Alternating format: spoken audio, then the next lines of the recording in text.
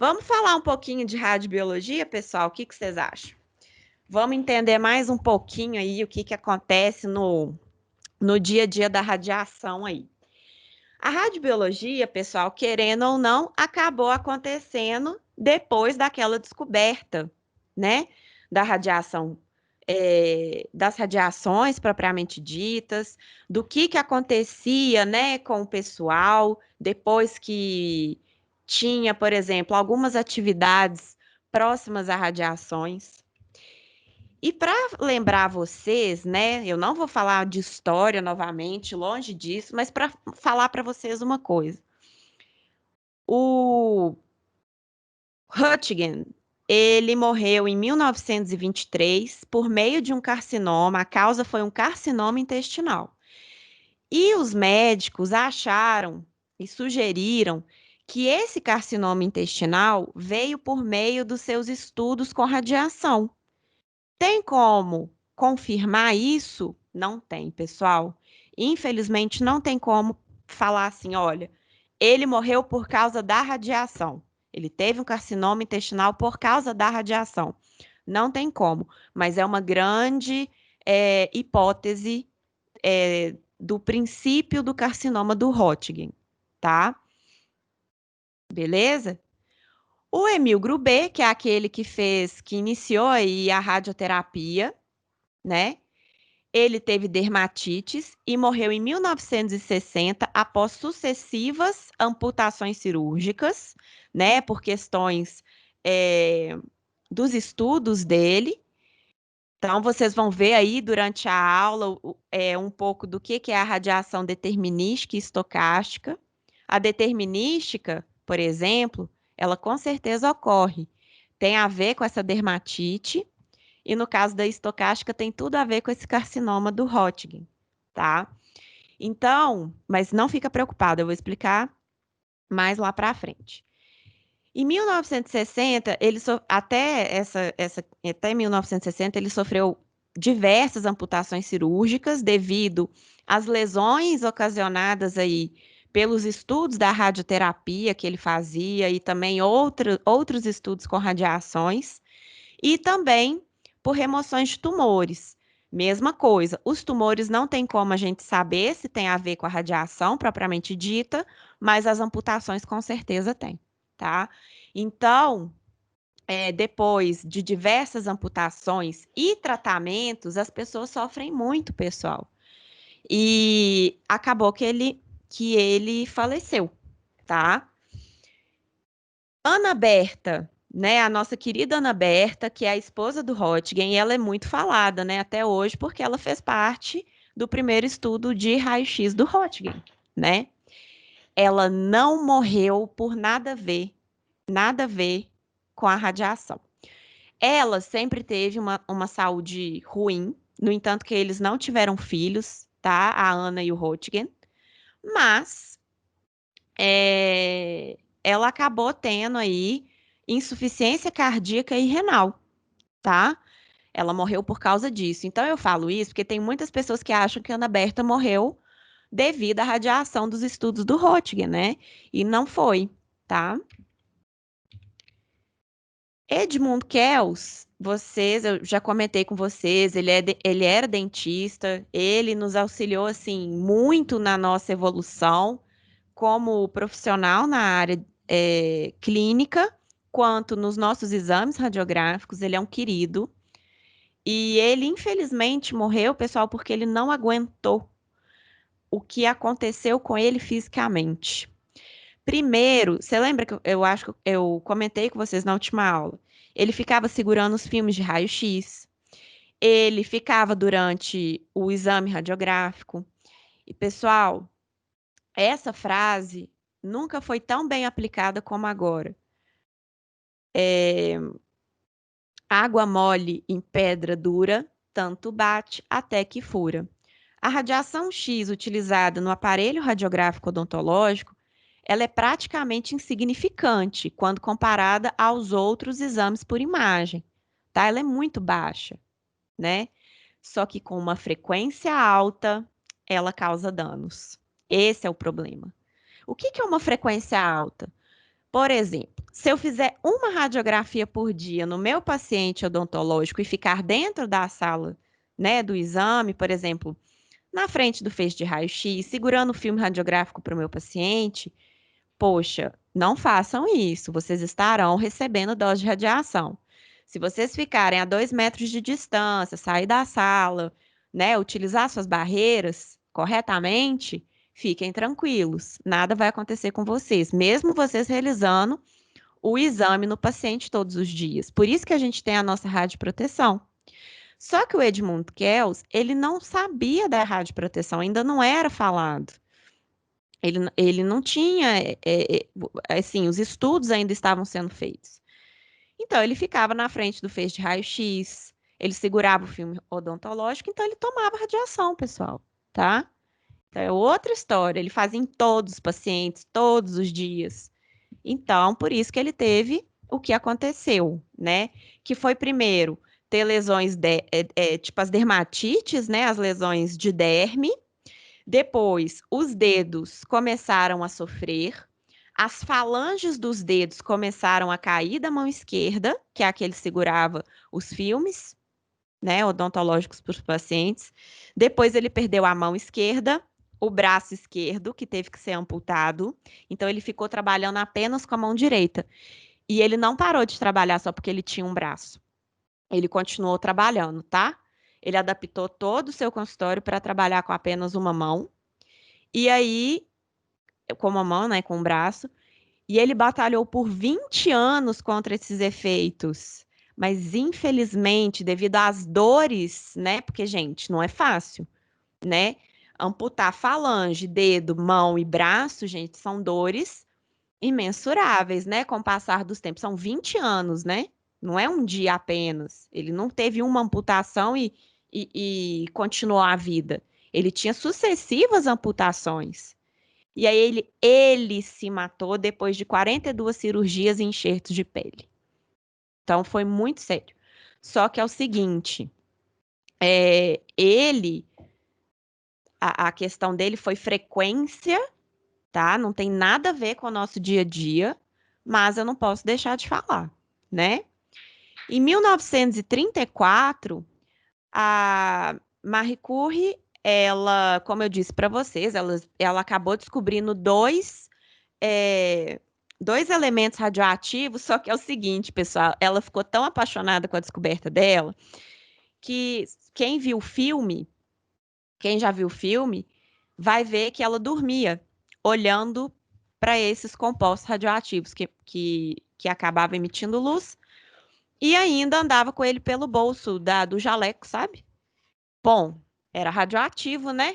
Acabou que durante a sua pesquisa, ela andava para lá e para cá com seus elementos radioativos e sugere-se que a leucemia que ela teve foi causada por essa radiação.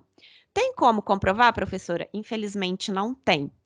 Essas aqui tem, tá? Quando vem no quesito físico, vocês vão ver durante a aula. Tem como a gente saber o que é realmente causado, tá? Tem como a gente determinar o que a radiação pode, vamos dizer assim, perdão, pessoal, deixa eu falar com uma frase melhor para vocês. Tem alguns efeitos no nosso corpo que tem como a gente comprovar que foi a radiação a causa. Agora, tem alguns efeitos, né? Tem algumas lesões no nosso corpo, alterações no nosso corpo, que infelizmente não tem como a gente comprovar que foi a radiação, mas seria uma hipótese. Por exemplo, a lesão cancerígena, né? O tumor. Então, não tem como a gente bater o martelo, a gente vai ver isso na aula. Beleza? Só para vocês entenderem um pouquinho da radiobiologia. O que significa a radiobiologia propriamente dita? É o estudo, tá, do efeito das radiações ionizantes sobre os seres vivos. Então, pessoal, eu comentei na aula passada. Na época, quando começaram a perceber que mineradores estavam tendo câncer no pulmão, quando pessoas que trabalhavam diretamente com raios-x para ver diagnóstico estavam começando a ter lesões dérmicas, né, lesões nas mãos em especial, começaram a pensar o porquê. Então, a radiobiologia ela estava vendo isso, ela estava fazendo os estudos disso. O que que a radiação pode fazer no corpo do ser vivo? Além disso, aquelas catástrofes que eu comentei na história da radiação com vocês, Chernobyl, Hiroshima, Nagasaki, Goiânia, né, acabaram sendo também estudos para a radiobiologia, por causa do aumento da dose de radiação que aqueles indivíduos receberam naquele momento. Quanto tempo, ou quanto, por exemplo, nesse caso aqui, os funcionários que estavam na usina de Chernobyl, eles estavam muito próximos à radiação. Então, a intensidade era muito alta. A dose que eles receberam foi muito maior para quem estava, por exemplo, a 1 quilômetro de distância. Mais ainda do que quem estava a 10 quilômetros de distância.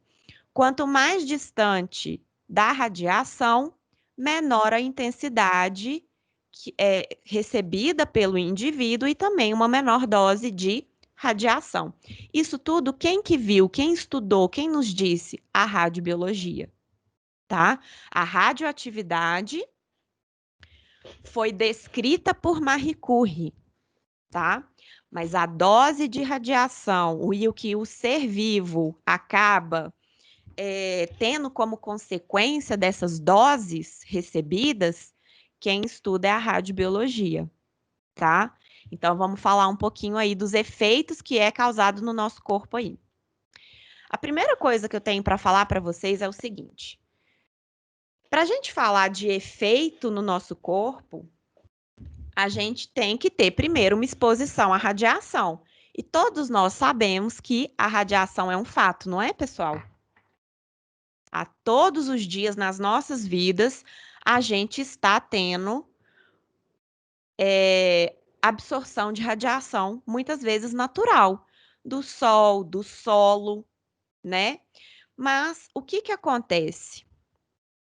Essa exposição à radiação, quando ela é de uma maneira muito intensa, quando a gente tem outros fatores, né? Acaba que a gente absorve essa radiação além da natural, né? Que a gente já absorve normalmente, então o nosso corpo já está preparado para receber essa radiação natural e absorver essa radiação, né? Durante a vida inteira. Mas se a gente recebe além, né? Do que a gente pode receber, a gente acaba tendo um efeito biológico. Então, ele pode ser somático, genético, ou ainda determinístico e estocástico. A gente vai ver lá para frente, mas é só para vocês entenderem a ordem, tá? Da aula. Então, primeiro a gente vai falar um pouco da absorção, para depois falar dos efeitos. Beleza? Essa é a ordem da aula de hoje, tá? O primeiro estágio. Então, assim que a gente recebe o fóton, vocês viram no início da aula, né? Que a gente tem que pensar em alguns momentos atomicamente. Assim que um fóton de radiação, né, ou partículas radioativas chegam no nosso organismo, eles vão interagir primeiro com os átomos, tá? Por mais que você pense em um órgão, o órgão é feito de átomos, não tem jeito, né? Então, ele interage com os átomos, que acaba ocorrendo em décimos de segundo, é muito rápido. Se ele conseguir alterar os átomos e modificar a molécula, essa alteração ocorre em segundos ou até horas. Se não for reparado pelo seu organismo, ele acaba modificando macromoléculas, e quando a gente modifica macromoléculas, muitas vezes a gente atinge isso aqui, ó, célula. Uma macromolécula que vocês estão muito acostumados a falar é DNA. Ela não deixa de ser uma macromolécula, né? Ela é uma estrutura que tem algumas macromoléculas. Então, se eu modifico o DNA, pessoal, eu provoco o quê? Muitas vezes uma mutação, né? Então, aqui, ó, a minha célula acaba sendo alterada, por exemplo, E isso ocorre em questões de horas ou dias. Isso vai depender do sistema imunológico do seu corpo. Quem normalmente faz essas, vamos dizer assim, reparações celulares é o nosso sistema imunológico. Aqui já pode ser uma questão mais atômica. Um elétron de um vem para outro, para poder acabar o quê? Reorganizando as nossas moléculas e não deixá-las alteradas, né? Então, esse reparo aqui é muito importante para não chegar aqui, ó, né? Nos efeitos no organismo, em alguma forma, por exemplo, nos tecidos, né? Surgimento de tumores, né? E por quê? Isso não acontece na hora. Por exemplo, se eu estivesse lá em Chernobyl, na usina, por causa do calor da radiação da explosão, eu poderia morrer na hora. Mas por causa da radiação em si, ia demorar um pouco, de minutos a horas, tá? Porque o organismo ele ainda ia tentar combater aquelas alterações, mas dependendo da dose de radiação, ele não consegue e a pessoa acaba falecendo. Então, por isso que aqui, no nosso organismo como um todo, a gente só consegue ver depois de horas depois, dias, décadas ou até mesmo gerações, né? E vocês vão entender na aula o porquê, tá? Mas o primeiro estágio é atômico, depois é molecular, celular e no organismo. Então, sempre a alteração começa no átomo para depois chegar aqui, é uma cadeia. É igual aquele dominó que a gente monta, né, às vezes, né, a gente vê na internet, no Instagram, que tem aqueles dominós que o pessoal coloca, né, enfileirado, a gente dá um peteleco e vai caindo em efeito dominó e forma uma imagem. Vocês já viram isso, eu acredito. E é efeito dominó mesmo, começa no átomo, se não for reparado, vai até o final, tá? Então, pessoal, o que que acontece? Então, aqui é só para a gente ver, tá?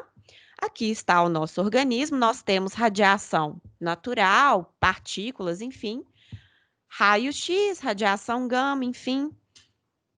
Quando a radiação chega no nosso corpo, pode promover alguma alteração, levando aí a modificações, tá? Então, falando disso, a gente tem aqui a exposição a uma radiação que promove ionização do meu corpo, tá? O que que é ionização? Alguém lembra da última aula? Alguém poderia me falar da ionização?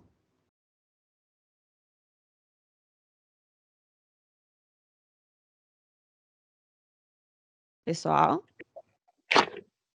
Você quer sobre a radiação ionizante? Isso. Vocês lembram Eu que lá acho no que é a início da matéria eu falei da palavra ionização, que a gente estava fazendo uma revisão dos átomos e tudo? O que que é a ionização propriamente dita? é a energia necessária para tirar, acho que um elétron, né, da camada mais externa, né? Isso. A ionização acaba fazendo com que um átomo fique instável, porque ele acaba mudando o número eletrônico, né? Ele remove um elétron, deixando muitas vezes aquele átomo positivo, né? E liberando um elétron que vai ficar vagando. Quando eu tenho essa ionização, vocês concordam que esse átomo que ficou positivo, ele vai querer se restabelecer? Ele quer ficar o quê? Equilibrado, né? Quando isso acontece, ele se liga a qualquer coisa. Esse é o problema. Então, quando eu tenho uma ionização em grande número, eu não consigo reparar. Então, eu posso ter muitas vezes efeitos diretos, tá? Então, assim que ocorre a ionização, já acontece alguma lesão bioquímica, tá? Que pode fazer com que ocorra efeitos determinísticos. Eu vou explicar lá mais na frente o que que é o efeito determinístico, mas quem já quiser saber, são aqueles efeitos que com certeza vão acontecer, que pode ser um dano letal ao DNA, morte da célula, função de um órgão ou tecido. Por exemplo, uma pessoa que faz radioterapia, ela toma uma dose de radiação muito alta E muitas vezes, né, em especial na região da cabeça e pescoço, vamos supor que ela tem um carcinoma, tá? De células gigantes em boca, tá? Ó, desculpa, pessoal. Um carcinoma em boca, tá? Eu vou abrir aqui um carcinoma em boca. E aí, acaba que é feita uma radioterapia, tá? Nessa região cabeça e pescoço. Uma das consequências dessa alta dose de radiação é o paciente ter xerostomia. Para quem não sabe, xerostomia é o menor fluxo de saliva, tá? É uma das consequências da radioterapia na região cabeça e pescoço, tá? Porque acaba mudando a função das minhas glândulas salivares, tá? Então é um efeito determinístico, tá? Ó, se você fizer uma radioterapia na região cabeça e pescoço, você provavelmente vai ter o quê? Xerostomia, tá? Já espera-se que a pessoa tenha xerostomia. Entenderam o efeito determinístico? Beleza? Ok. Esse aqui é o que menos acontece, tá? Quando a gente tem essa questão da ionização. A maior parte, que são os 2/3, acaba acontecendo o seguinte: quando a exposição da radiação chega no nosso organismo, lembrem-se que o nosso corpo é 70% 70% feito de quê? Alguém lembra? Água, perfeito. Água. Se 70% do nosso corpo é feito de água, onde que é a maior chance da nossa radiação chegar? Na água. Então, o que que acontece? Essa ionização da água promove umas coisas muito, muito ruins no nosso corpo. E eu vou mostrar para você já já, que é a formação de hidroperoxila e de peróxido de hidrogênio. Esses produtos, tá? Acabam fazendo o nosso corpo ter um dano celular muito alto e também é tóxico para o nosso corpo e acaba promovendo algumas lesões, tá? E aqui acabam acontecendo lesões bioquímicas por causa do produto da ionização da água. Por isso que é um efeito o quê? Indireto. Tem que ocorrer a ionização da água. Esse produto vai chegar a promover lesões bioquímicas. Não é direto na célula, não é direto nas minhas moléculas, biomoléculas, né? É feito primeiro na molécula da água para chegar nas minhas moléculas, nas minhas biomoléculas, tá? E aí sim, pode ser que ocorra uma restauração enzimática, o meu corpo consiga promover uma restauração e deixar o meu corpo em equilíbrio novamente? Claro que sim, né? No entanto, que nesses quesitos de, por exemplo, radiação de diagnóstico, radiações em baixa quantidade, isso acontece, tá? Agora, se o meu corpo não conseguir é, reequilibrar isso, né, e restaurar o que foi alterado nesses efeitos, aí podem acontecer, por exemplo, quando a gente fala de efeito indireto, os efeitos estocásticos, né, através dessas lesões bioquímicas. Dano subletal do DNA, mutação genética, replicação de células mutadas, o que poderia me levar a lesões cancerígenas, desordens hereditárias, enfim, tá? Mas isso vocês vão ver com o passar da aula, o passo a passo certinho. Isso aqui é só uma introdução. Tanto os efeitos diretos quanto os indiretos, eles vão causar lesões bioquímicas. Através dessas lesões bioquímicas, pode virar um efeito determinístico ou pode virar um efeito estocástico, tá? Fechou? Só para terminar aqui, só para vocês verem, porque como tá o raio-x aqui, é o seguinte. A radiografia e radioterapia são ferramentas de diagnóstico e tratamento muito seguras quando feitas em condições adequadas. Então, não precisa ter medo, tá, pessoal? Essa aula aqui é só para vocês terem um conhecimento sobre os efeitos que podem acontecer se a gente abusar, tá? Abusar igual aconteceu com o nosso querido amigo aqui, ó, o Edmund Kels, Ele abusou, tá? E o Emil Grubé também. É abuso, né? Mas eles não sabiam da radioproteção. Mas eles abusaram da sorte, tá?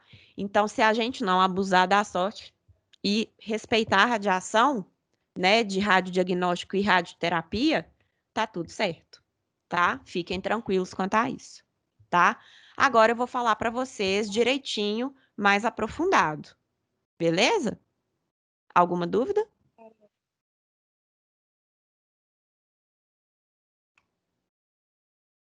Então tá bom. Carol, Então, tá conseguindo ouvir? agora eu tô. Que foi? Pode É, falar. então, quem trabalha com radiação, raio-x, assim, tem até celebridade, não tem? Tem. Mas é por isso, né?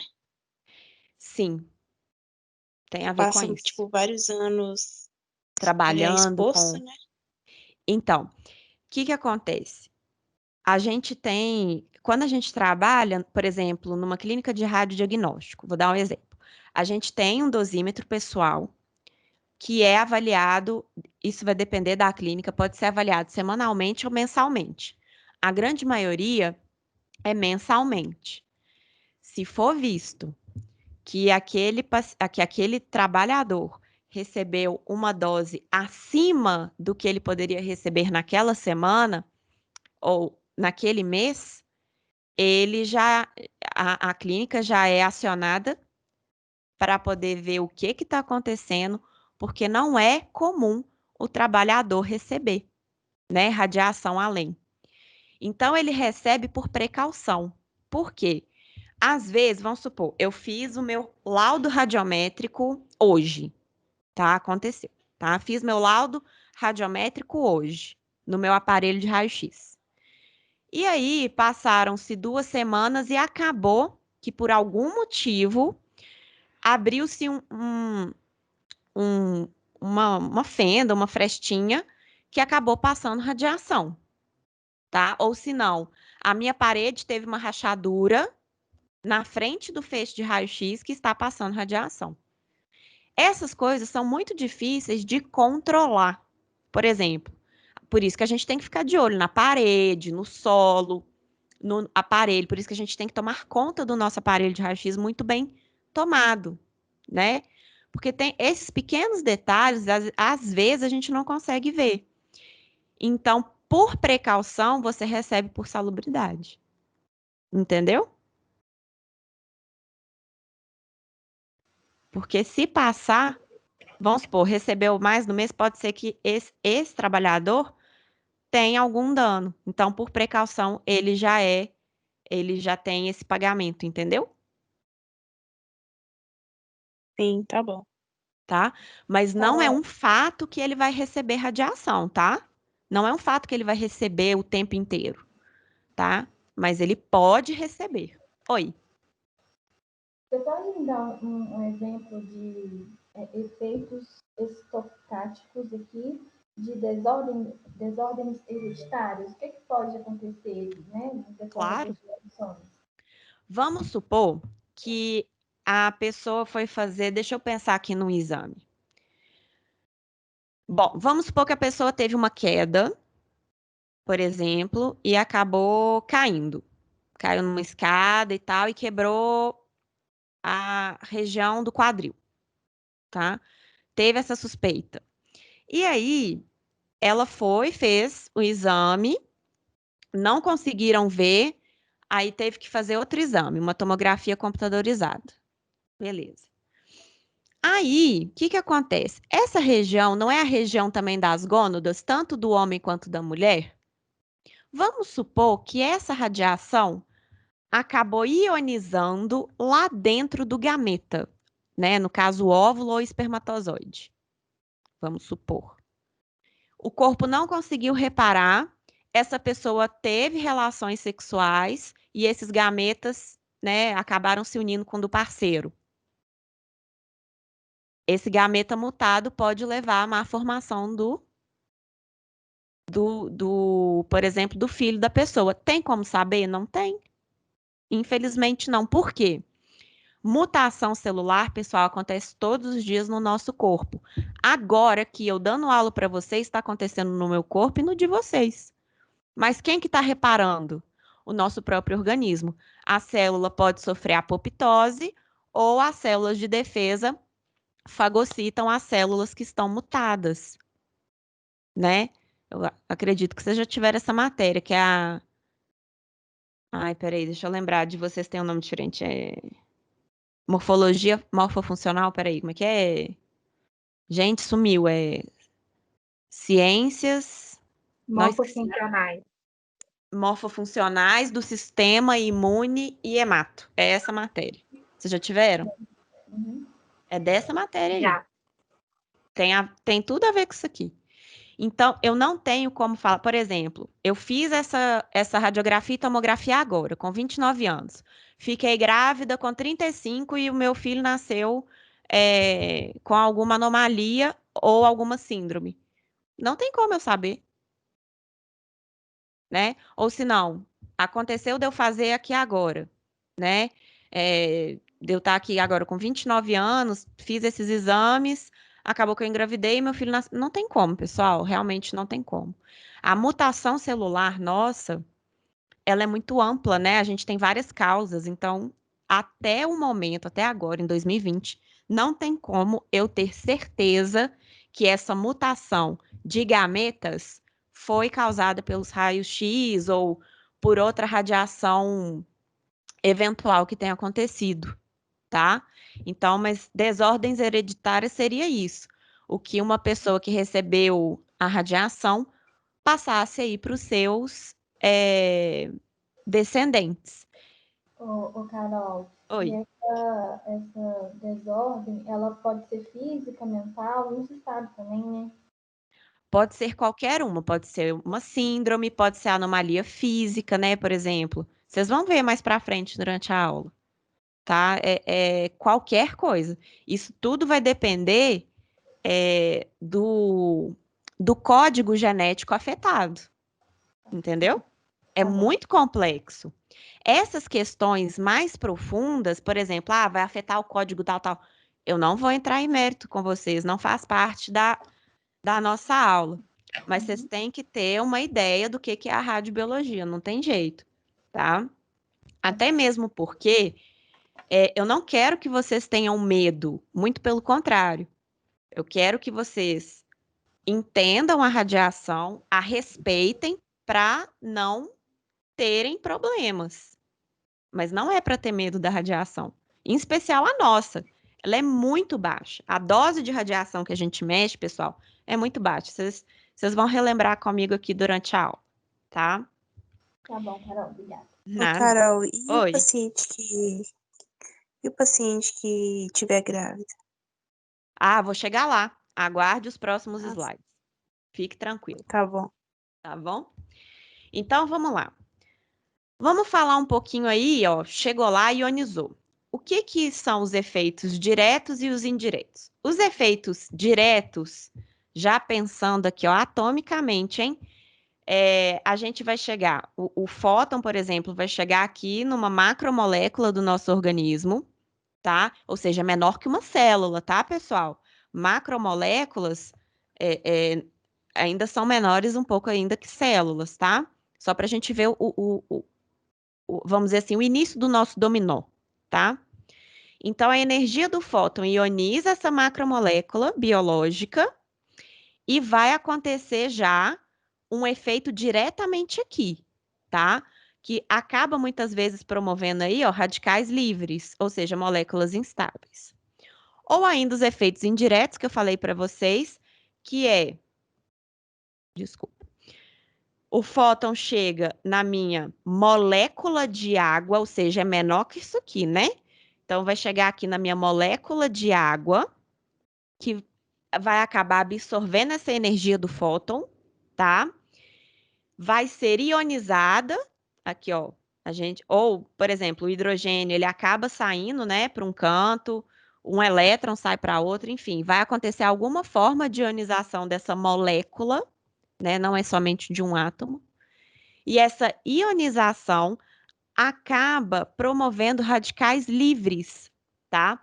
Que produzem alterações e interagem com moléculas biológicas, podendo alterá-las. Então, pessoal, quando a gente tem a ionização da água, é muito perigoso. Por quê?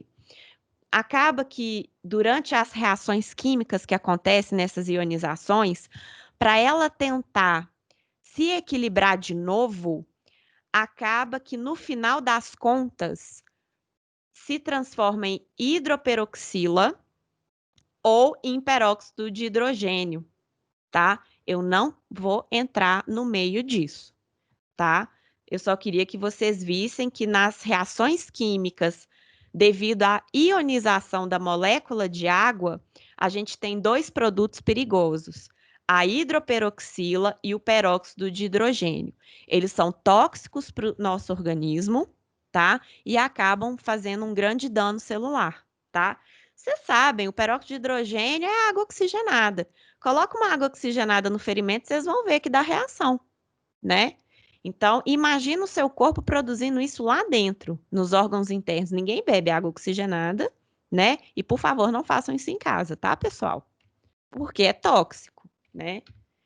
Então, qual que é o grande problema desses radicais livres que acaba ocorrendo nos efeitos diretos e indiretos? Aqui, ó, eu tenho um átomo instável, acaba que teve a ionização, promovendo aqui, ó, um átomo instável, uma molécula instável, que a gente chama de radical livre. Esse radical livre, ele é um problemaço no nosso corpo. Por quê? Eles são extremamente reativos, então, por eles estarem estáveis, eles querem o quê? Ficar estáveis de novo, tanto a molécula quanto o átomo, tá?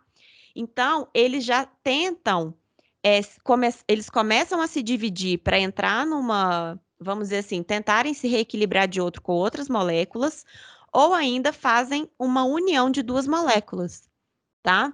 Para poder o quê? Se equilibrar de novo. Não precisa ficar com medo desse slide, não, pessoal, é só para vocês entenderem a matéria, tá?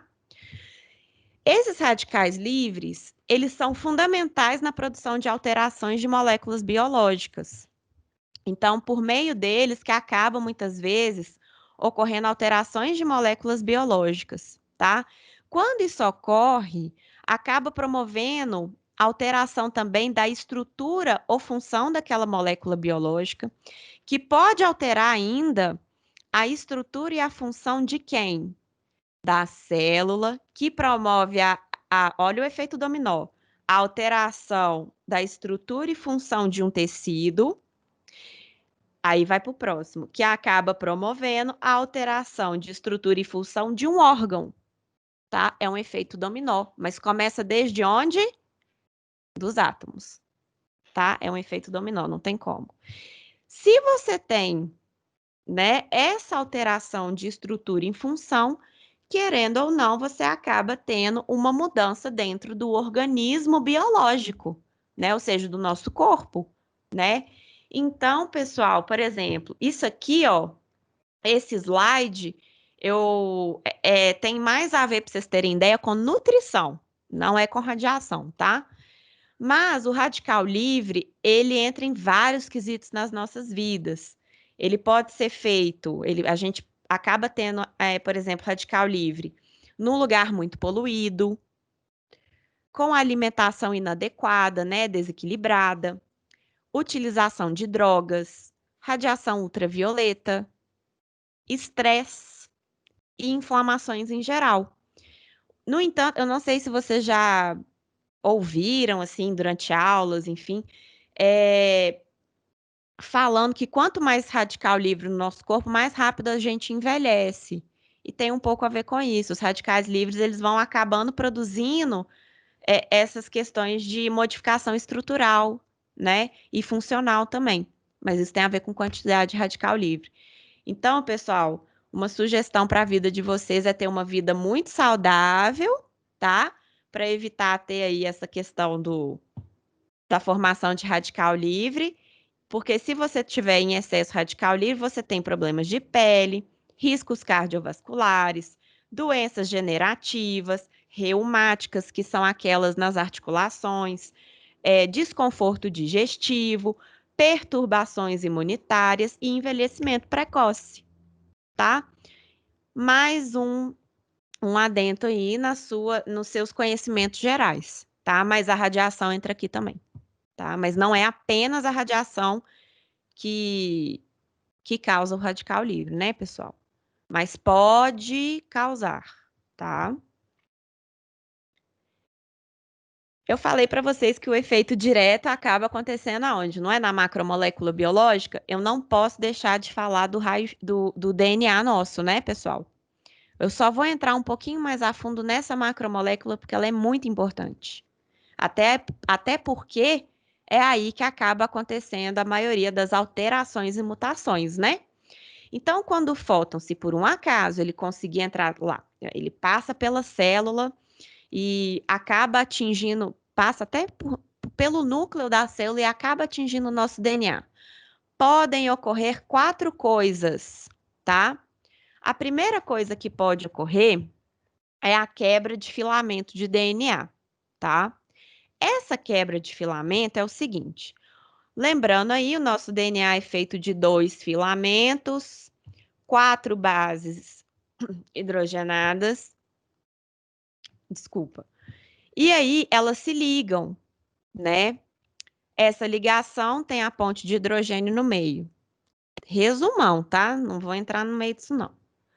Quando a gente perde uma parte do filamento, tá? De um filamento, eu ainda tenho outro filamento para conseguir reparar perfeitamente. Então, eu sei exatamente, ó, aqui tá guanina, né?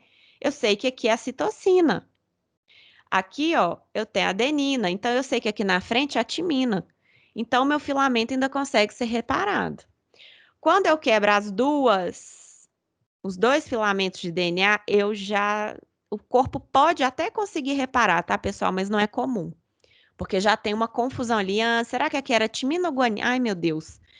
O corpo, ele não lembra o que estava ali. Coitado, né? Muita coisa. E aí, pode ser que a partir daí ocorra o quê, pessoal? Uma mutação celular. E aí, se a célula vê que teve uma mutação celular, ela pode se matar, apoptose. Ou ainda podem fagocitá-la ou matá-la, né? Que são aquelas células de defesa que acabam liberando citocinas. Aí a célula acaba por morrer com aquela citocina, não sei se vocês lembram. Agora, isso é uma coisa, isso pode ocorrer. Isso é uma das coisas que pode ocorrer, quebra de filamento de DNA. De uma ou duas fitas. Pode ocorrer, essa é a segunda opção que pode ocorrer, ligação cruzada entre os filamentos. Por algum motivo, a adenina não se liga na timina, ela se cruza, acaba ocorrendo a ligação cruzada das bases hidrogenadas, tá? E aí dá o que, pessoal? Mutação. Aí ocorre aquela mesma coisa que eu falei, apoptose ou fagocitose do corpo, enfim, vai depender disso para a célula não crescer, tá? Espera aí que tem mais 2. Pode ocorrer também a ruptura das pontes de hidrogênio. Isso aqui é mais fácil do corpo reparar, tá? Então, pode ser que ocorra dele não reparar e aí forma mutação da mesma forma, né? Porque durante lá a mitose celular, enfim, ela não consegue fazer aquilo direito e acaba fazendo a mutação celular.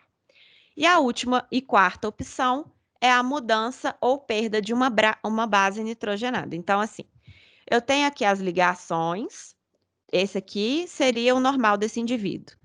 Quando o fóton chegou aqui, a radiação chegou aqui, ó, mudou. Se eu mudo o código genético, eu fiz a mutação, né? Ou ainda eu perco a base mesmo, tá? Então, tenho mutação, vai depender do meu sistema imune e da própria célula para eu não ter aí, muitas vezes, a mutação celular, né? Se por um acaso, vamos dizer assim, as minhas enzimas não repararem, né? Assim, as minhas macromoléculas, as minhas moléculas não conseguirem reparar lá dentro do núcleo da célula, vai acabar acontecendo a mutação celular, e aí pode ser que a apoptose, fagocitose ou citocinas consigam matar aquela célula mutante. Se não conseguir, o que que acontece, pessoal? O que que pode acontecer?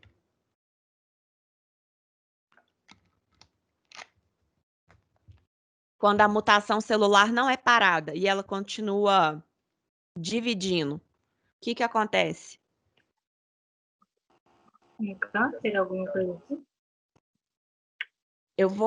Vamos colocar mais bonitinho, tá certo. Mas vamos falar que tem a formação de um tumor. Ele pode ser benigno ou maligno, mas certinho, tá?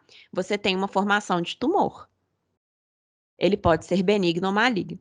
Então, a mutação celular para nós, ela, ela acaba entrando aqui por causa desse efeito direto no DNA. Mas já tranquilizando vocês, não é a maior parte. Não é o que acontece. 2/3 de radiação acabam indo para a questão da água, tá? Daquele efeito indireto. No efeito direto é a menor porção, tá? Graças a Deus.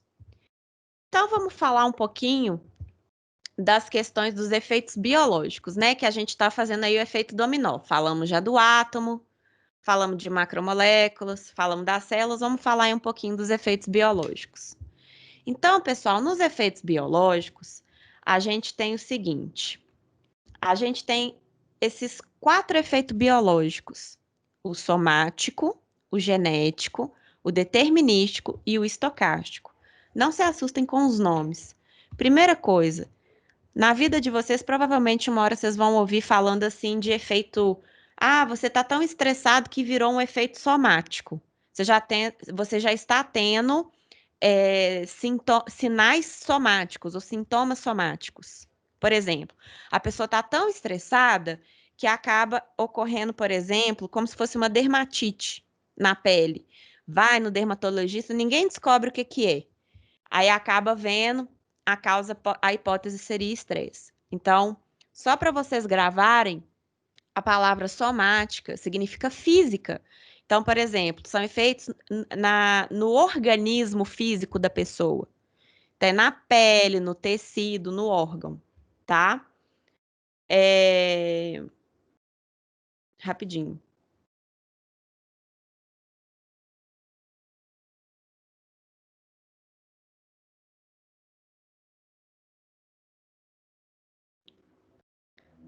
Então, por exemplo, eu tive aí a questão da radiação. A radiação chegou em mim, muito intensa, muito alta. Eu estava a 2 quilômetros, não, vou pôr mais. Eu estava a 10 quilômetros da bomba de Hiroshima e Nagasaki e acabou que eu tive efeitos no meu corpo. E isso é um efeito somático. Então, afeta apenas o indivíduo exposto, vai ser imediatamente ou tardiamente. Vocês vão ver que muitas vezes, por exemplo, com o passar dos dias, acaba que a pessoa não tem nada, tá? Nos estudos desses que eu tô falando. De Hiroshima e Nagasaki, Chernobyl. Vocês veem até na série isso. Pode ser que demore anos para aparecer, tá? Mas acaba ocorrendo apenas no corpo do indivíduo. É apenas essa frase, tá? Afetou o corpo do indivíduo. O nome somático é isso, tá? Então, por exemplo, dermatite radiológica, né? Por exemplo, que veio por meio da radiação, por intensa radiação, já é um efeito somático, aconteceu naquele corpo. A catarata radioinduzida, um efeito que pode acontecer, né, no corpo de uma pessoa. Genético, pode ocorrer nos descendentes dos indivíduos expostos. Os descendentes dessa pessoa exposta, né, acabaram vindo com má formação. Beleza? Esse é o genético. Às vezes não vai acontecer nada com a pessoa, pessoal, mas com os descendentes vai. Isso pode acontecer, tá? São os efeitos genéticos, como o próprio nome diz. Passou para os descendentes, então somático no próprio corpo, genético para os descendentes. Morreu Bahia. O que que é o determinístico? Lembrem de determinado. Uma pessoa determinada vai fazer acontecer. Então, isso é uma frase só para vocês gravarem, tá, pessoal? Para vocês fazerem a comparação aí. O efeito determinístico significa o seguinte: é uma lesão por radiação no organismo, tá? Por uma morte de um grande número celular. Então, com certeza vai acontecer. Onde eu sei que tem hoje em dia efeitos determinísticos na radioterapia. Ou se eu fico exposto, por exemplo, se tiver uma explosão nuclear, eu já sei, e vão fazer provavelmente a aferição, né, dessa explosão. Vocês, por favor, vejam a série de Chernobyl, porque tudo vai fazer sentido. Quando a gente tem uma explosão nuclear, por exemplo, vão ter pessoas que vão chegar próximo ali daquela explosão para fazer a aferição das doses. E de acordo com as doses, já se sabe o que vai acontecer com aquela pessoa. Então, entra aqui nos efeitos determinísticos, tá? Na radioterapia, eu sei qual é a dose de radiação que aquele paciente está tomando. Então, eu sei quais são as lesões que vão acontecer naquela região, tá? Então, com certeza vai acontecer. É isso que significa o efeito determinístico. O efeito estocástico é de estatística, probabilidade, tá? Então, é uma lesão por radiação em organismos, ao qual vai ocorrer danos subletais lá no DNA da célula, tá? Então, vai ter uma probabilidade de ocorrer algo. Qual que é a Vamos dar um exemplo, né, de estocástico. O câncer ou mutação hereditária. É uma probabilidade, não tem como eu saber, tá? É tipo assim, eu estava a 10 quilômetros da bomba de Hiroshima e Nagasaki. Você tem uma probabilidade do seu filho nascer com alguma alteração ou síndrome. Tem como saber? Não, só quando você tiver o filho. Tem como comprovar que foi a radiação? Também não tem, é só uma hipótese. Olha só, tá? Porque são probabilidades, é subjetivo até o momento, tá? Então, entrando primeiro no determinístico, para a gente ver quais são as lesões determinísticas aí de radiação, o que que acontece? Quanto maior a dose a pessoa recebe, obviamente, maior o efeito determinístico o seu sistema biológico vai promover, né? Vocês vão ver aí, em especial na radioproteção, que a gente tem o limiar de dose, tá? A gente tem na odonto, a gente tem na medicina, na radioterapia, tudo tem o limiar de dose. Ou seja, um mínimo que eu posso receber. Ou melhor, desculpa, o máximo que eu posso receber, tá? De radiação. Excedendo esse limite, eu vou ter lesões, eu vou ter consequências, tá? Então, por exemplo, na radioterapia, eu acabo excedendo um pouco do limite de dose na região. Eu preciso matar células tumorais. Para matar células tumorais, infelizmente, eu tenho que, vamos dizer assim. Peraí, que eu vou lembrar do sinônimo. Arriscar outras células saudáveis, ok? Então, eu excedo esse limiar de dose, infelizmente. Acaba acontecendo o quê? Alterações orais. Por exemplo, na radioterapia de cabeça e pescoço.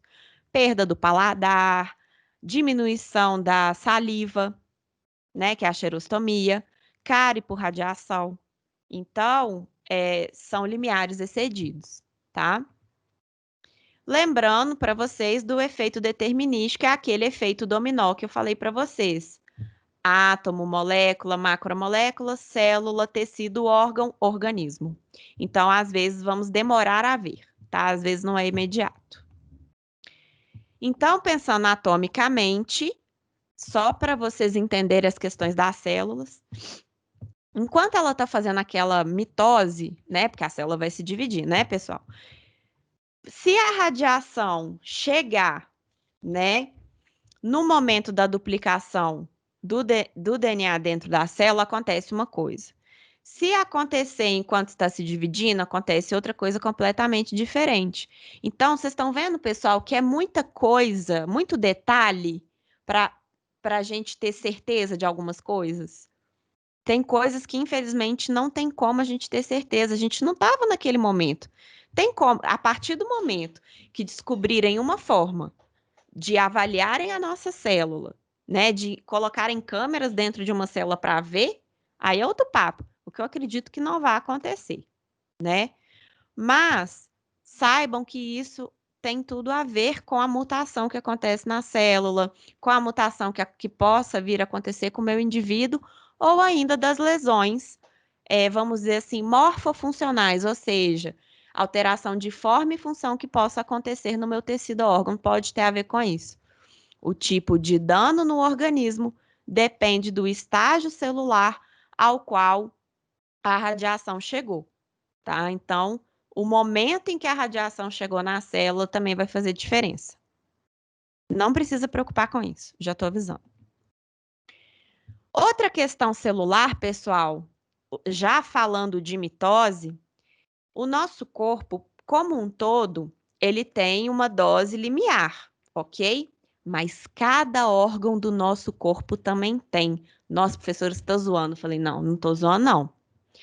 Se eu pegar o cérebro, que tem neurônios, e a medula óssea, a radiosensibilidade deles são completamente diferentes. Por quê? Nos estudos da radiobiologia foi visto o seguinte, que o efeito da radiação é muito maior em células com maior metabolismo e menos diferenciadas. Ou seja, o que significa esse maior metabolismo? Maior atividade mitótica, ou seja, de divisão celular. E o que é menos diferenciada? Menos diferenciada mesmo, com menos organelas, enfim, menos complexas, tá? Então, a radiosensibilidade, ela é diretamente proporcional à atividade mitótica. Então, quanto maior mitose, maior metabolismo celular, maior radiosensibilidade. O meu órgão vai ser muito mais radiosensível. Provavelmente ele pode ter alguma alteração, tá? Agora, o grau de especialização já é inversamente proporcional à radiosensibilidade. Então, por exemplo, uma célula por exemplo, o neurônio, ele é uma célula extremamente especializada. Extremamente. Assim como as nossas células musculares, elas são muito especializadas. Agora, compara essas células especializadas com essas aqui. A hemácia, coitada, tem nem núcleo, tadinha. Os meus linfócitos, eles são muito simples, eles nos ajudam muito, eles são fundamentais para a nossa homeostase, mas eles são simples. Falando de célula, eles não são complexos, tá? Óvulo e espermatozoide também não, tá? Então, quando a gente pensa nas células, a gente já sabe qual órgão é radiosensível. Então, vamos lá. Linfonodos, que é onde a gente tem alto número de quê? Linfócitos. E é onde a gente tem a produção deles. Medula óssea, que também temos a produção de leucócitos e também de células, o quê? Do sangue. Testículo e ovário, onde a gente tem os nossos gametas. O intestino e mucosa, as células da região desses tecidos, né, desses órgãos, elas são muito simples. Então, sim, elas são mais radiosensíveis, tá? Baixa radiosensibilidade, as células musculares e os neurônios. Para vocês terem ideia, o neurônio ele não duplica. Você nasce com um número e termina com outro, tá?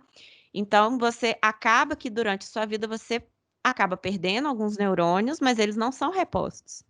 Olha que triste. Então, nem atividade mitótica ele tem. Eles têm uma radiosensibilidade muito baixa, tá? O cristalino, por que ele está com esse asterisco? Nos últimos anos, foi visto que durante a radioterapia, né, e durante algumas exposições de radiação, por exemplo, trabalhadores ocupacionais, e eu não estou falando de radiodiagnóstico, eu estou falando de radiação natural, acabaram tendo o quê? Catarata radioinduzida, ou seja, aquela radiação promoveu a catarata, tá?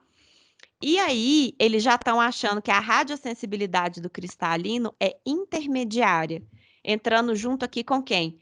Pequenos vasos, cartilagem e osso em crescimento, glândulas salivares, pulmões, rins, fígado, tá?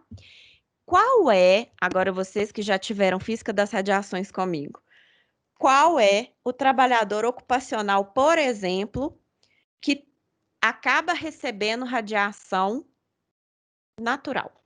Vocês lembram?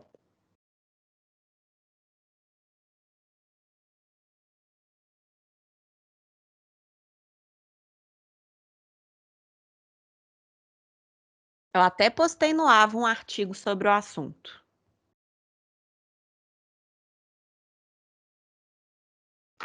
Os mineradores? Boa, quem mais?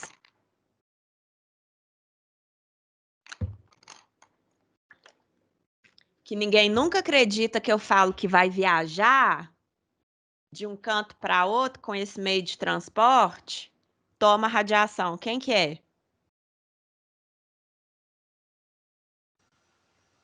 Acho que é o piloto, não é? Exatamente. Piloto, aeromoça e aeromoço, né? Então, vocês me perguntaram lá atrás, né, se o trabalhador ocupacional ele tem salubridade. Tem, né? E esse caso deles também tem, tá? Mas eles recebem mesmo, tá? Por isso que tem horários de voo corretos no dia a dia deles. Eles não podem, por exemplo, ficar voando o dia inteiro. Tem um horário limite para evitar essa absorção de radiação cósmica, que querendo ou não, por mais que o avião tenha suas barreiras, tem algumas que não são evitadas. Loucura, né? Mas vamos lá. Olá, Cês- ó, ô Carol, Oi, diga. Tá essa tudo bem. radiação tá no ar ou no avião? Não, é Na no ar. Ele atmosfera vem do mesmo. cosmos, ele vem, para você ter ideia, assim, fora do planeta Terra. Ele vem de fora Ah, do planeta Terra. Só que a nossa atmosfera, por exemplo, a gente aqui no solo, a gente não tem tanto contato com essa radiação, porque o ar que está acima da gente, né, essa pressão atmosférica, essa atmosfera toda, né, ela acaba diminuindo tanto a intensidade dessa radiação cósmica que algumas delas a gente não recebe. Mas, por exemplo, fica exposto no sol meio-dia e me conta depois, né, durante alguns dias. Vai dar ruim, né? Então, assim, essa radiação cósmica a gente acaba recebendo, mas tem outras que apenas em grandes altitudes são recebidas, né? E também em maior intensidade, ok? Mas não, assim, essa radiação, ela não vem do avião propriamente dito, ela não, vamos dizer assim, ela não é produzida pelo avião, mas acaba que essa radiação cósmica pode sim ultrapassar o avião e chegar nos aeromoços, aeromoças, passageiros, pilotos. Se você fizer uma viagem, tá tranquilo, pessoal. Aqui, continue. Ah, quer dizer, agora não dá para viajar, né, pessoal? A gente está num momento meio crítico. Mas assim que tiver tudo em ordem, continue viajando que faz bem para a saúde, né? A gente limpa a mente, desestressa, tá? Não tem problema não, tá? Fiquem tranquilos. Então vamos lá. e a questão do minerador é por quê? Pela respiração. E Ah, respiração e questões, vamos dizer assim, terrestres. Vem do solo. Vocês vão ver que uma das coisas que nas próximas aulas, eu acho que é em radioproteção, a gente vai ver o seguinte: o solo ele libera radiação, pessoal. Não tem como a gente fugir, não tem como a gente fugir. Vem de cima, de baixo, do lado do outro, não tem como. Então, o minerador, ele recebe do solo, né? Ele está abaixo do solo, né, para fazer a mineração, muitas das vezes. Às vezes está até no nível do solo, ok, né? Mas estão dentro de grutas, né? Enfim. Essa radiação acaba vindo do solo e também por partículas inaladas, ok? Então, acaba que tem tudo a ver com o que a gente está falando. Então, aqui, ó, no pulmão, tem o quê? Uma radiosensibilidade, o quê? Intermediária. Então, ele fica trabalhando ali, ó, anos e anos e tudo, e depois de um tempo, ou meses, né, acaba tendo depois alguma coisa pulmonar. Uma bronquite, vamos ver aí mais uma doença pulmonar, uma assim, tumores pulmonares, às vezes os alvéolos pulmonares diminuem a sua, vamos dizer assim, oxigenação, acaba acontecendo alguma mudança funcional no pulmão, e aí aquele minerador vai ter problemas respiratórios, né? Então, por causa da inalação da radiação. Eu tô falando isso, pessoal, para vocês não ficarem vidrados só no raio-x, tá? Mas a gente tem que falar, porque se for, aquela frase que eu falei, água mole em pedra dura, tanto bate até que fura, tá? Então não é para ficar segurando para o paciente, né? Então, por exemplo, não posso ficar segurando o cabeçote, não posso ficar na frente do feixe de raio-x dentro da sala, não posso ficar a menos de 2 metros de distância. Não, isso, não posso ficar menos do que isso, menos que 2 metros de distância do meu cabeçote, eu tenho que ficar além de 2 metros de distância. Não posso segurar o filme para o paciente. Então, se for uma criança, né, uma pessoa abaixo, né, da idade, ou seja, menor de idade, o responsável dele que segure o filme, ele vai segurar uma vez. Imagina se você segurar o filme de todos os seus pacientes, né? Aí a frase vira real, né? A frequência acaba promovendo aí um problema, tá? Quais são os primeiros fatores de modificação nos órgãos e tecidos? Eles vêm muito pela questão da frequência da aplicação, o que eu acabei de falar para vocês, da água mole em pedra dura, tanto bate até que fura, tá? Tem a questão da dose, quanto maior for a dose, maior será o efeito determinístico nos órgãos e tecidos. Por isso que a gente tem o limiar clínico já pré-estabelecido de dose. O governo já fez isso para a gente, graças a Deus. Né? O governo no quesito assim, estudos de pesquisa, né? Vieram por meio de pesquisa, o estudo, desculpa, pesquisas de dose, tá? Levaram a instituições governamentais para passarem para nós, né?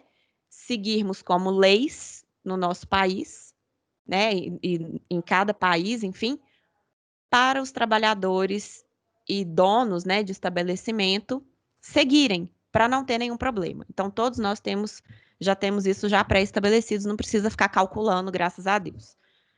Caso ultrapasse esse limiar, provavelmente você vai ter danos proporcional a essa dose baixa. Graças a Deus, o nosso organismo consegue reparar.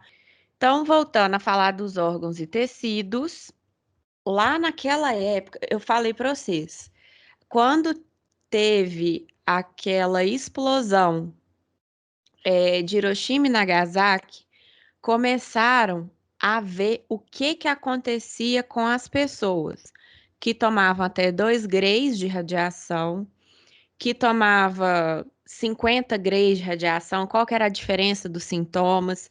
Então, esse estudo demorou um tempo a ser feito, mas foi a partir dessa explosão. Então, tem algumas síndromes, tá?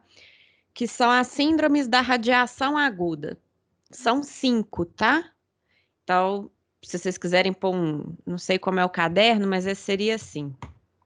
Esse aqui seria a síndrome da radiação aguda.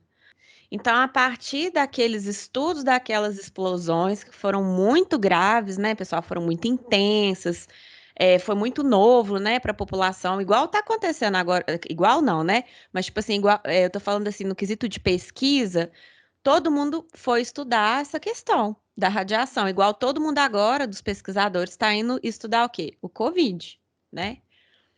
Então, eles viram, por meio, né? Infelizmente, aconteceram aquelas explosões, e devido a elas começaram-se os estudos para saber quais eram os sinais e sintomas de quem tomava aquela quantidade específica de radiação.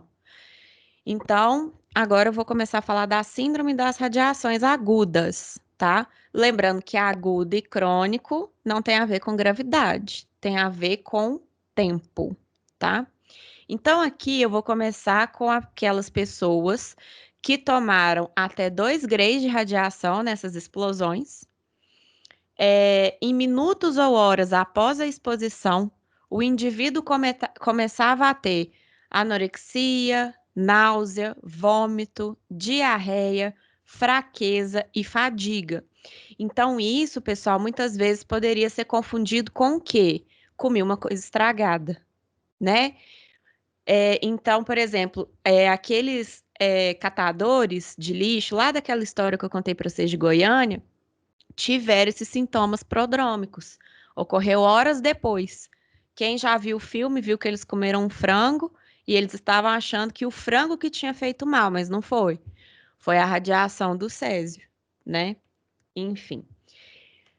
Lembrando sempre disso, pessoal, por isso que tá aqui. Quanto maior dose, maior sintomas, maior gravidade, tá? Só que esse caso aqui, desses sintomas prodrômicos, pode acontecer o seguinte: pode ocorrer um período de latência. Então, não vai se observar esses sinais e sintomas, tá? Por algum tempo e depois eles vêm, tá? Por exemplo, aqui tá escrito, né? Até 2 grays. Então, se eu tomar, sei lá, 0,5 grays, que eu posso ter sim esses sintomas, mas numa menor intensidade, tá? E ainda pode ser que eu não tenha horas depois. Pode ser que eu tenha 2 dias depois, 4 dias depois. Então, pode ocorrer, ok? Não é o comum, mas pode ocorrer, tá? Então, é esse aqui, ó, sintomas prodrômicos até 2 grays de exposição à radiação. Quando eu chego, né, acima, entre 2 grays e 7 grays, vocês concordam, os meus sintomas vão ser muito mais intensos, né? Então, eu já vou ter uma síndrome hematopoética, ou seja, eu vou ter algumas alterações na minha questão das células sanguíneas, composição sanguínea, vai chegar aí. Quais são essas questões? Eu vou ter lesões nas células do tronco da medula óssea e no baço. São tecidos muito radiosensíveis devido à sua alta atividade mitótica. Eles vão acabar fazendo o seguinte: baixando os granulócitos, esse caso seriam os leucócitos, tá? Plaquetas e eritrócitos, que são as hemácias. Se eu tiver a baixa disso, consequentemente, eu diminuo o meu sistema imunológico, o que acaba abrindo o quê? Oportunidades para infecções. Se eu diminuo as plaquetas, eu tenho uma maior chance de ter uma hemorragia se eu me machucar, né? Se eu abrir o tecido. E ainda eu posso ter anemia, já que as minhas hemácias estão em menor número, tá? Eu tenho ainda uma probabilidade pequena de acontecer a morte dessa pessoa, tá? Porque ainda é possível conseguir converter essa situação nos hospitais com tratamento adequado e tudo. Agora, se por um acaso se assim, vamos dizer assim, se não for possível converter o caso, as pessoas tentaram e não conseguiram, a morte dessa pessoa seria de 10 a 30 dias após a exposição, tá? Já temos aí um risco de morte. Mas aí vem a pergunta: será que o risco seria por causa disso ou disso? Porque, querendo ou não, um leva a outro, né? Igual eu estava comentando. Mexeu no sistema imunológico, aumenta a infecção, né? As plaquetas aumentam a questão das hemorragias e os eritrócitos da anemia. Então, o paciente poderia morrer com essas 3 coisas ao mesmo tempo, né? Por causa disso aqui. Então, por isso que você tem esse risco de morte. As coisas que acontecem, né, aqui, essas causas, as consequências são muito graves, né? Então, por isso que ainda temos aqui um risco de morte já, tá? Agora, se a pessoa receber entre 7 a 15 grays, aí piora mais ainda o quadro. Provavelmente ela vai ter tudo aquilo que a gente já falou, né, das náuseas, dos vômitos, diarreia, a diminuição dos granulócitos, eritrócitos, plaquetas, e aí começa a baixar também o plasma, os eletrólitos. Eu não sei se vocês já viram no exame de urina, às vezes vem a quantidade de potássio, sódio, é disso, tá? A diminuição dos eletrólitos, a absorção intestinal é diminuída e a defesa do organismo fica pior ainda.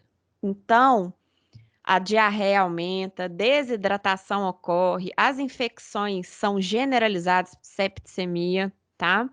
Hemorragias e úlceras. Para quem não sabe o que é úlcera,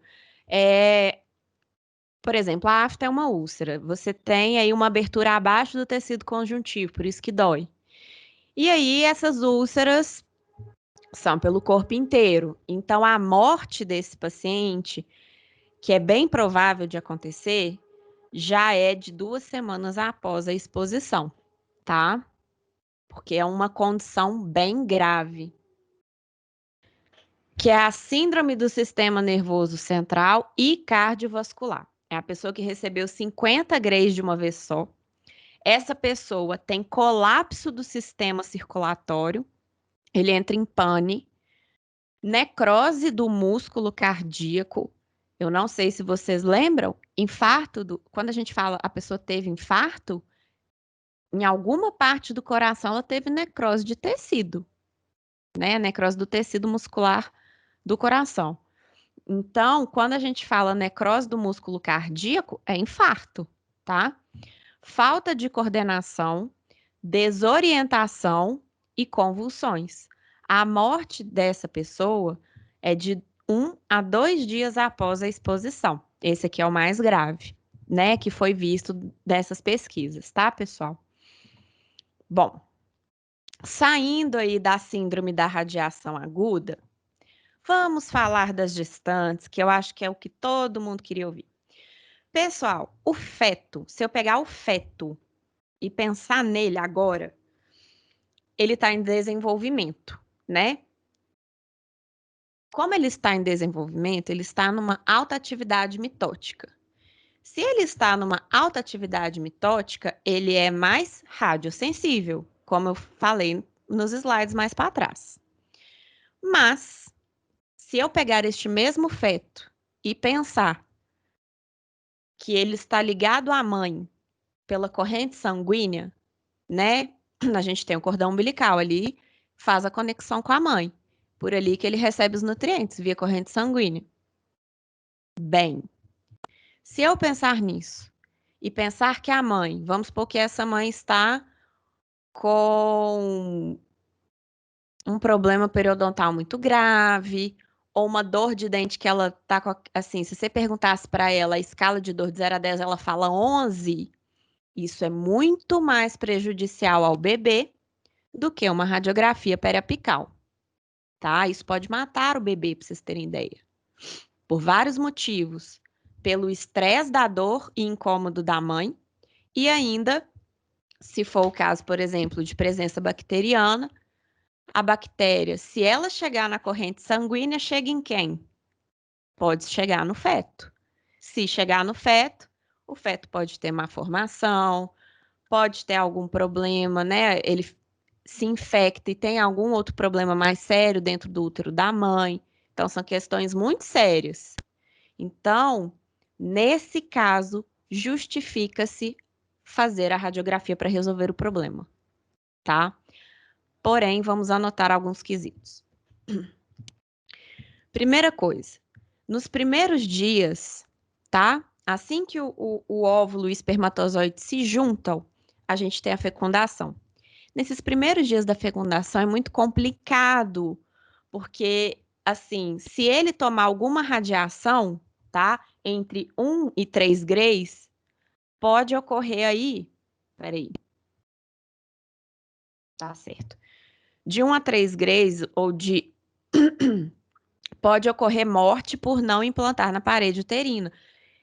Esses primeiros dias da pós-fecundação já é muito complicado sozinho.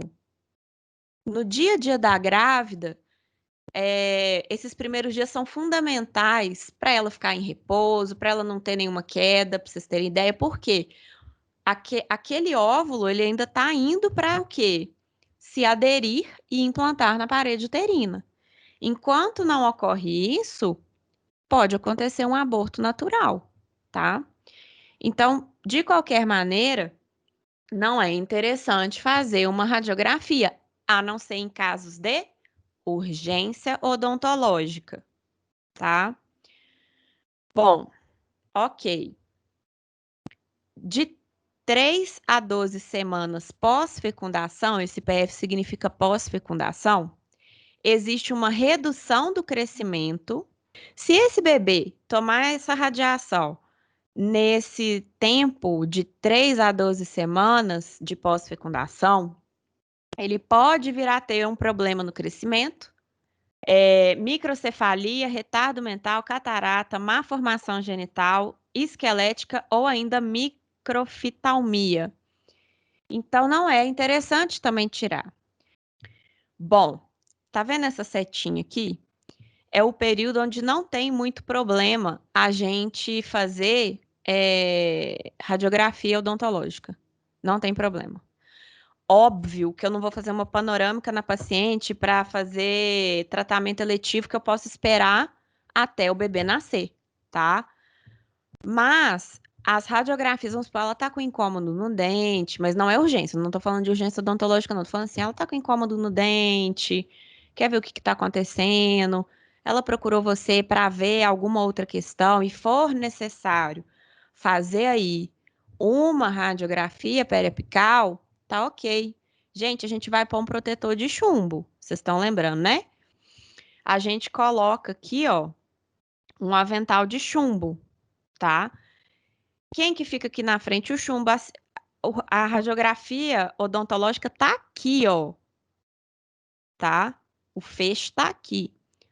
Não chega quase nada no feto. Já tô avisando. Com o avental de chumbo ainda, menos ainda, né? É bloqueado. Então, o bebê tá seguro. Então, eu não preciso ter esse medo. Depois dessas 24 semanas, já não é indicado realizar a radiografia. Porque poderia, se a radiação chegasse no feto, induzir um parto prematuro. Agora, deixa eu contar uma coisa para vocês. O bebê, tá? Aqui dentro do corpo da mãe, ele já nasce com cerca de 2,25 miligray. Nossa, professor, ele já nasce com radiação absorvida? Já. A mãe, lembra que eu falei para vocês, tem alimentos que têm radiação. A gente toma radiação natural todos os dias. E o bebê tá aqui, ué, vai tomar também, tá? Sugestão. Se por um acaso a gestante tiver algo que você vê que possa esperar, o ideal seria tardar o exame até o final da gravidez, tá? Prestem atenção nesse restante aqui, ó. A não ser que o risco biológico justifique o risco radiológico, tá? Tudo nessa fase de gestação. Se o risco biológico justificar o risco radiológico, pode sim realizar radiografia. Beleza? Lembrando sempre de pôr o avental de chumbo aqui, que tá tudo certo, tá? Bom, efeitos tardios ao longo da vida. Às vezes as pessoas tomam radiação, vamos supor, tomou na infância, teve que fazer uma radioterapia, por exemplo. Aí ela não cresceu o que ela deveria. Às vezes ela teve o quê? Um crescimento reduzido. Agora, o pessoal tem falado que o limiar de dose para não ter catarata radioinduzida é de 0,5 grays. Só que, pessoal, tá mudando, tá baixando para 0,25, tá? Porque ainda tá ocorrendo. E a questão da expectativa de vida encurtada seria de 2 meses a 2,5 anos, com aumento de doenças cardíacas, derrame, doenças no aparelho digestivo, respiratório e hematopoético. Isso se eu exceder o meu limiar de dose, tá? Tudo isso. Beleza? Vamos para o estocástico agora. Saímos do determinístico, ou seja, que com certeza vai acontecer. Vamos para o estocástico, tá? Então, vamos lá. Estocástico. Danos subletais ao genoma de células individuais, câncer ou mutação hereditária. Há uma probabilidade de ocorrer, não é garantia, tá? Bom, não tem um limiar de dose segura. E isso pode gerar alguma confusão dentro da cabeça de vocês. Mas é o seguinte, como eu disse para vocês mais no início da aula, as mutações celulares, elas podem acontecer por diversos motivos. Então, por isso que a mutação celular, ela não tem um limiar de dose segura, porque a gente não sabe, tá? O porquê que a célula ela tem essa mutação, ok? Então, por isso que o efeito estocástico fala que não existe um limiar de dose segura, tá? Ou seja, qualquer dose poderia causar, por exemplo, um câncer radioinduzido, alteração morfofuncional. E isso são estudos que já são feitos, mas tem coisas que, infelizmente, a gente não tem respostas concretas até o momento, tá? A probabilidade de ocorrer a alteração dessas alterações, né, do câncer radioinduzido ou alterações morfofuncionais, tem a ver com a quantidade de dose que você toma. Quanto maior a dose que você toma, maior a probabilidade de ocorrer. Simples assim, tá? Então, pessoal, pode ser que você tenha um efeito estocástico somático, ou seja, você tomou a radiação e tem probabilidade de ter, ou você tem aquele estocástico genético. Os seus descendentes têm a probabilidade de ter, tá? Então, por exemplo, não assusta com o nome. Vocês já sabem que somático é da própria pessoa que tomou a radiação, os genéticos são hereditários, determinístico, determinado. Então, com certeza vai acontecer. E o estocástico de estatística, probabilidade, tá? Efeitos deletérios ao corpo do indivíduo exposto, cuja probabilidade de aparecer aumenta quanto maior for a dose.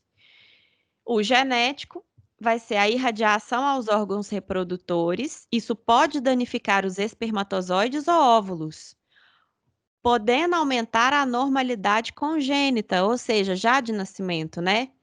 Contudo, como não é certo que tal efeito ocorrerá, todo o efeito genético é considerado como estocástico, tá? Bom, efeitos estocásticos somáticos seria o câncer, por exemplo. E como seria essa formação cancerígena? Na verdade, seria tumoral. Eu acho mais interessante a gente falar de tumor. Por meio das alterações no DNA, acumulações de mutações genéticas, as células começam a fazer mitose com essa mutação que ocorreu, e aí, desregulando o crescimento celular, pode vir a virar uma neoplasia. Lembrando que pode ser o quê? Benigna ou maligna. Não tem como distinguir câncer radioinduzido de câncer por outra causa, ok? Então, o risco radioinduzido de câncer, ele acaba diminuindo com a idade. Quanto mais velho você fica, menos mitose você tem, né? Menos divisão celular. Por isso. Depende da radiosensibilidade do órgão ou tecido que você receber a radiação também devido à mitose, tá? Por isso que eu falei um pouquinho de célula aqui hoje, dessas mitoses. E no genético tem a ver o seguinte: se a irradiação vier para os seus órgãos reprodutores. Se chegar aqui e por um acaso os nossos gametas sofrerem mutação no material genético, quando eles se encontram, acabam formando um feto com má formação. Mas não tem como saber, igual eu falei para vocês, por isso que é estocástico, tá? Só falando para vocês é uma menor probabilidade, tá? Não precisa ficar preocupado com isso. Vamos falar um pouquinho de radioterapia para finalizar a nossa aula, porque eu vejo que tanta gente tem dúvida em radioterapia, se a gente faz, se a gente não faz, enfim, primeira coisa a gente não faz. Mas a gente toma conta de quem vai fazer ou fez, tá? O que acontece na radioterapia, pessoal? A radioterapia, ela é uma intervenção terapêutica para a gente diminuir o tumor ou até mesmo eliminá-lo, né? O ideal seria eliminá-lo, mas muitas vezes só vai ser eliminado completamente com a quimioterapia e remoção cirúrgica. Isso vai depender do tamanho do tumor, onde que ele está, isso depende de várias causas que não competem à aula. Então, a gente tem um aparelho que emite a radiação em uma alta intensidade, ou seja, uma dose alta, tá? Não estou falando que é alta no quesito igual, por exemplo, Chernobyl, pelo amor de Deus, não é isso. Mas ela é mais alta para conseguir destruir a célula. Então, a radiação, na grande maioria das vezes, pode fazer aquela questão da água que eu falei para vocês, né? De fazer o efeito indireto naquela região, que isso já vai desestabilizar a célula cancerígena ou tumoral, né? Porque pode ser benigno ou maligno. Ou ainda vir aqui direto na célula tumoral, tá? Mudar o DNA e assim que ela for se dividir, ela morre, tá? Pela mutação. Ou ainda, essa radiação já vem na célula e a destrói, tá? Agora me conta uma coisa. Então vamos aqui nesse câncer de mama que tá aqui, ó, essa bolinha branca aqui. Vocês concordam que a mama inteira está sendo irradiada? Uma parte do tórax também está? Quando a gente tem um câncer na região bucal ou na região cabeça e pescoço, muitas das vezes essa irradiação não pega só o tumor, quem dera. Ela pega uma área maior, até mesmo por questão de margem de segurança, porque se tiver uma célula que se desprendeu dali e está ali próximo, morre também. O grande problema disso é que mata células saudáveis. Além de matar a célula tumoral, mata células saudáveis. E aí, por isso, ó, nós temos algumas, vamos dizer assim, lesões causadas pela radioterapia na região de cabeça-pescoço. A pessoa que faz na região da mama, provavelmente na região vai ter algumas lesões ou alterações. Se for na região de abdômen, outras, enfim. Cada região tem as suas alterações e que já são esperadas, porque já sabem que essa questão da dose acaba matando as células saudáveis, né? Atingindo os tecidos, enfim. Então, vamos falar um pouquinho daqueles pacientes que vão vir para você, tá? Então, eles fizeram a radioterapia e vão chegar no seu consultório. Eles podem ter mucosite, problemas na salivação, né? Então, pode ter problema nas glândulas salivares, nos dentes, cárie por radiação, até mesmo no osso pode ter problema. O ideal é, no entanto, que vocês vão ver com o passar da vida de vocês, que pacientes que têm tumores e precisam fazer o tratamento de quimioterapia e radioterapia, os médicos já encaminham eles para fazer uma avaliação odontológica, ver se não tem nada a ser tratado, porque depois que faz, é complicado de tratar, tá? Então, vamos falar um pouquinho desses pacientes que já foram para a radioterapia, tá? E estão voltando no consultório odontológico.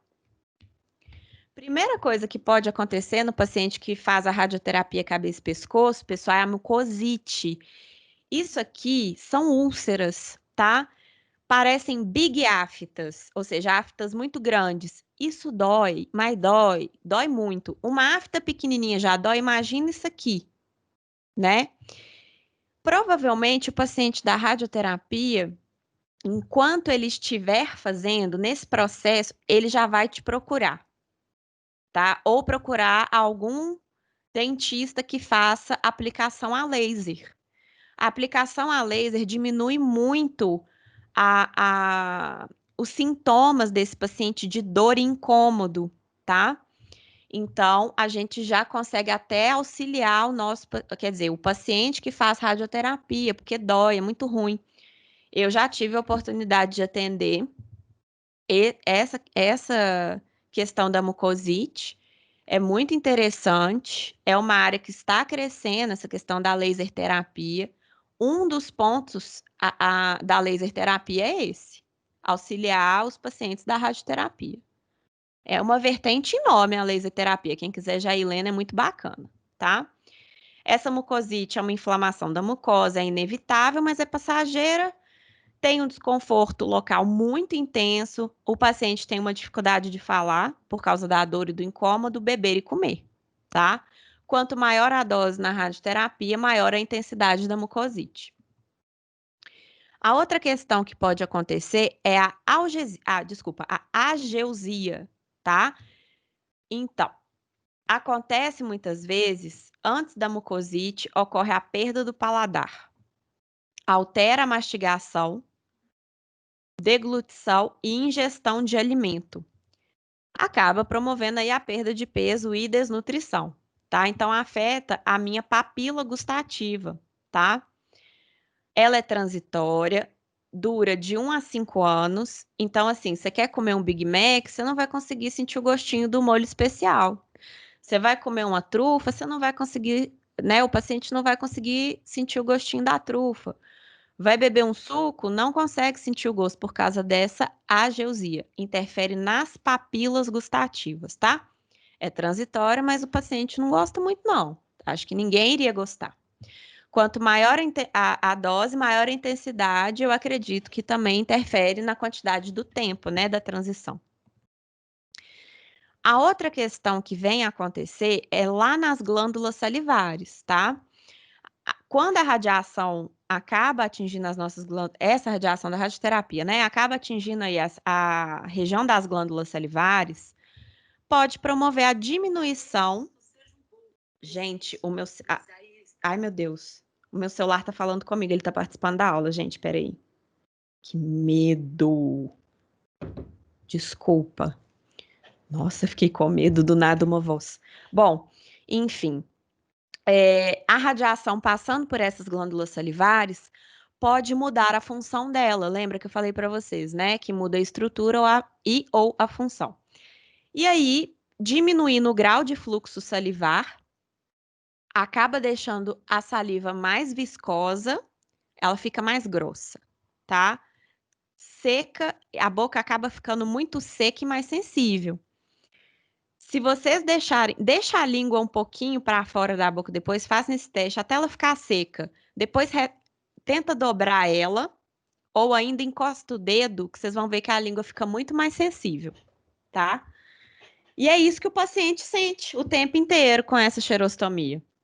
Então, ele sente desconforto, ele tem dificuldade na fala, na deglutição, e ele tem uma diminuição da lubrificação. A intensidade vai depender da dose tomada e também de como está sendo afetada, né, essa glândula. Então, quanto maior a dose, maior a intensidade, tá? Isso aqui é o aspecto de uma língua sequíssima, tá? O nome da diminuição do grau do fluxo salivar, pessoal, é xerostomia. Vocês vão ouvir muito ainda no curso. Sobre os dentes. Vamos supor que é uma criança ou um paciente que está na dentição mista. Ou seja, ele ainda tem dentes em formação na boca dele. Esse dente em desenvolvimento, quando ele toma essas doses de radiação na radioterapia, podem acontecer duas coisas. Ou pode ter um retardo na erupção do dente, pode ter problemas para irromper, ou ainda você tem uma destruição do germe. Você tem alguma alteração no germe dentário. Esse incisivo tá normal? Pessoal? Não tá normal. Ele não tá normal. E aqui, olhem esses pré-molares aqui. Pra vocês terem ideia, eles nem, provavelmente, esse aqui já tá vindo em boca, mas cadê a raiz dele? Esse aqui provavelmente nem romper vai. Por quê? A base dele aqui, ó, a região aqui, ó, ficou muito maior. Bom, isso acontece, infelizmente, mas às vezes é um mal necessário, né? Quanto maior dose, maior a intensidade. né, das alterações e do que vai acontecer com o germe dentário, tá? Ai, cárie por radiação. Vamos lá na cárie por radiação. Devido às alterações na glândula salivares, nós vamos ter menor saliva, que é a xerostomia, menor capacidade de tamponamento na boca, né? Muda o pH da boca, pronto. A bactéria vê o ambiente propício, alastra lesões cariosas. Olha que triste. E aí, pessoal, essas lesões podem ser superficiais extensas, podem ser lesões cervicais, tá? Que é nessa região do dente. E ainda, normalmente tem um aspecto, né? Uma pigmentação mais escurecida, e pode ser em toda a coroa, tá? Tem casos que o dente fica tão frágil por causa da radioterapia, que ele, vamos supor, ele tá, além da fragilidade, ele tá com essa lesão cariosa, você pega o dente, ele praticamente quebra, assim, que foi o caso aqui. Então, é muito complicado, mas isso depende muito do propósito da radioterapia, né? Então, é aquele papo. Se o propósito foi para tentar eliminar um carcinoma, pessoal, o dente a gente vê depois o que que faz. Coloca uma prótese total removível, uma PPR, quando possível, fazer implante. Porque tudo depende do que ele foi tratado, o que ele utilizou para o tratamento. Isso vocês vão ver aí também no decorrer do curso. Esse aqui é muito triste, mas pode acontecer, que chama ósteo de osso, rádio de radiação, necrose de morte tecidual, ou seja, morte tecidual do osso por radiação. Ocorre uma diminuição da vascularização do periósteo, que fica em volta do osso, né? Normalmente não ocorre cicatrização e são de difícil tratamento. É complicado tratar a osteoradionecrose. Tem algumas intervenções muito bacanas que são feitas em especial pelos bucomaxilos. Algumas dão super certo e outras não, tá?